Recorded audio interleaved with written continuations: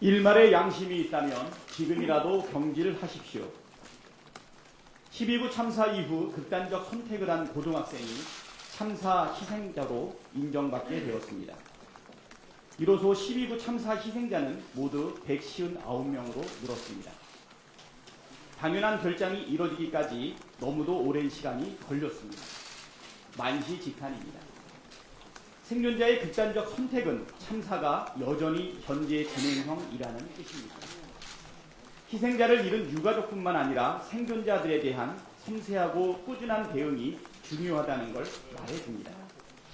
그러나 대통령과 정부는 여전히 참사 책임을 회피하고 있습니다.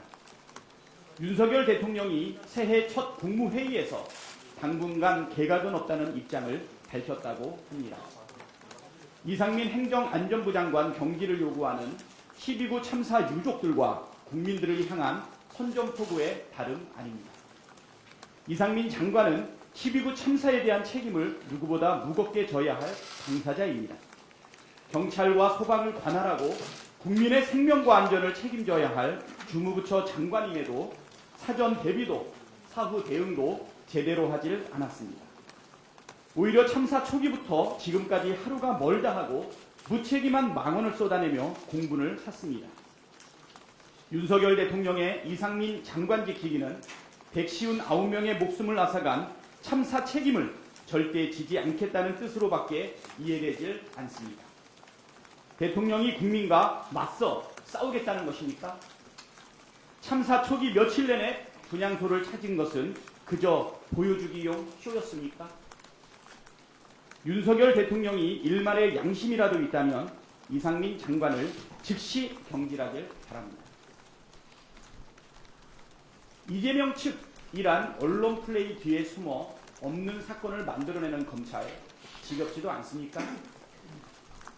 검찰이 이재명 대표 측이라는 자극적인 단어로 곰탕 우려내듯 없는 사건을 만들어내고 있습니다. 이재명 대표와 주변 인사들을 범죄자로 낙인 찍기 위한 악의적 의도로 검찰이 이미 대장동 사건의 진실을 밝히는 일은 안중에도 없음을 또 한 번 입증하는 것입니다.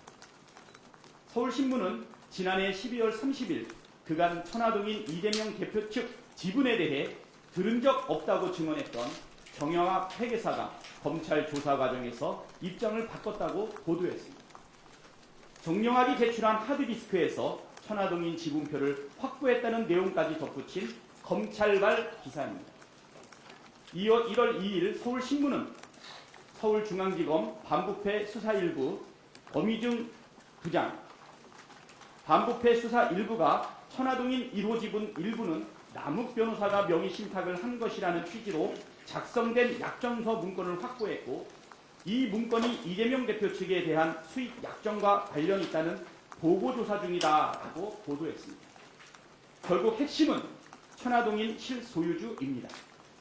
현재 검찰은 천화동인 1호를 유동규, 정진상, 김용 3인 공동소유로 몰아가고 428억 원 약정설, 이재명 대표 측 지분서를 기정 사실인 것처럼 언론에 무차별 유포하고 있습니다.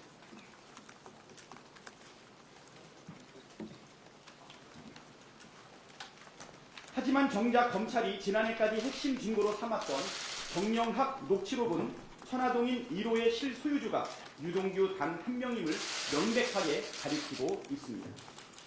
2020년 10월 정영학 녹취록에 따르면 김만배는 유동규에게 천화동인 1호가 남들은 다 내 걸로 알아. 너라는 지칭은 안 하지만 내게 아니라는 걸 내 거가 아니라는 것을 알아 라고 말합니다. 유동규는 비밀이 지켜졌어야죠. 누가 이야기 안 했으면 애들이 어떻게 알겠어요? 라고 답합니다. 유동규가 소문의 출처를 따져 묻자 김만배는 나무기 퍼뜨렸을 것이라고 말해줍니다. 유동규가 화를 내자 김만배는 아무도 몰라. 너라는 거 라면서 달립니다.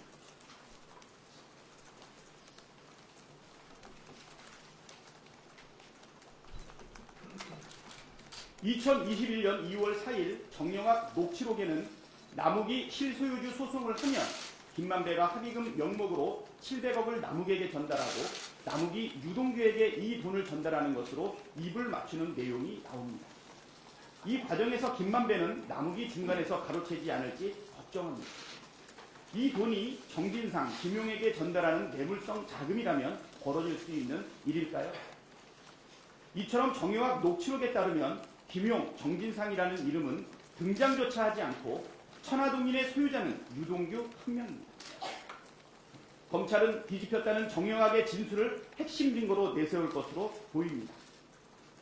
그러나 수사받게 될 줄 모르는 상황에서 자유롭게 나눈 대화록의 녹취를 수사를 받고 나서 갑자기 뒤집힌 진술 둘 중에 어떤 것이 진실에 더 가까울까요? 또 재판 과정에서 3인 공동 소유를 부정하던 정영학 회계사가 검찰 조사 과정에서 갑자기 진술을 뒤집혔다면 상식적으로 왜 진술이 뒤바뀌었는지 살펴보는 게 타당하지 않겠습니까? 검찰에 묻습니다. 검찰이 자꾸 언론에 흘리는 이재명 대표 측은 대체 누구입니까?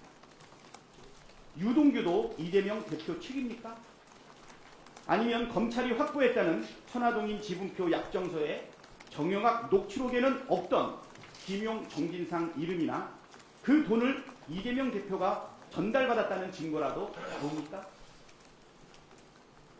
언론 뒤에 숨어서 교묘한 말장난이라 하라고 국민이 검찰에게 그런 권한을 부여한 것이 아님을 명심해야 할 것입니다. 이상입니다.